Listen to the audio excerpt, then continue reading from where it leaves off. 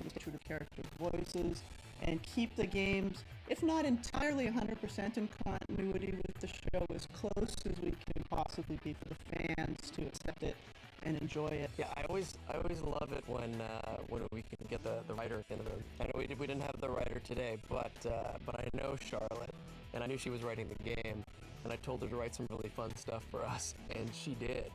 And she brought in like every character into this game that like has almost ever existed on the show. Yeah, we just got done recording all the voices, and I barely made it, but here I am speaking to you right now. How does one describe D. Bradley Baker?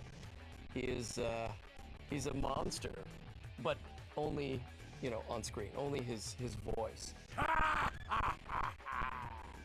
think I do 17 super aliens in this game, which that's gotta be a record for me. Well, some of the characters are certainly much easier. Those tend to be the ones they don't use as much. The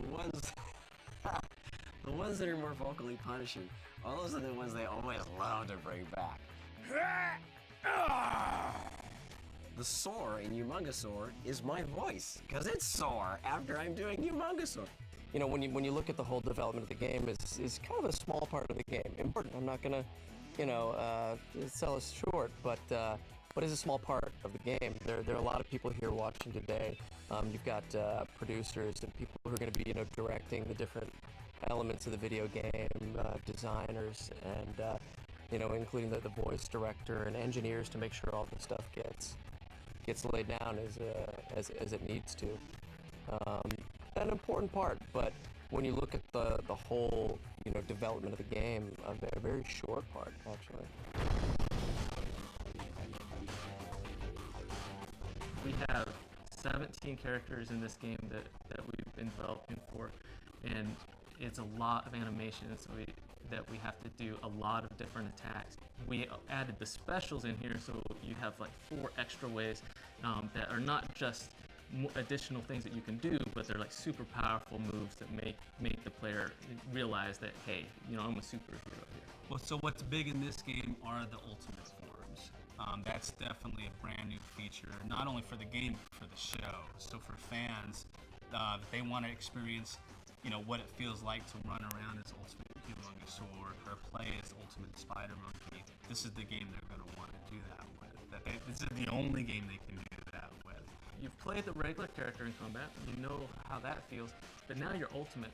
So, you know, we give you a lot more guys that you're going to have to fight against, and your abilities are just over the top. The fighting system definitely supports with our quick alien switch feature.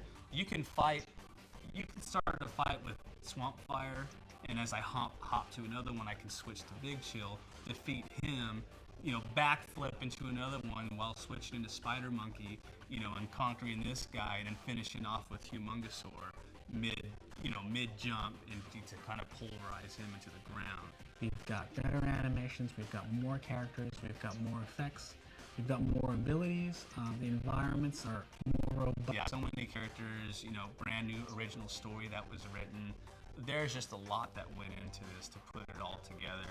I think what sets this game apart isn't any one thing. I think looking at it, I think we've improved on almost every aspect of the game. If I had known as a child that I was going to grow up and this was going to be my real grown-up job and this is going to be my life, I'd have been a heck of a lot more relaxed as a kid. I mean, I get to write cartoons and video games. How cool is that?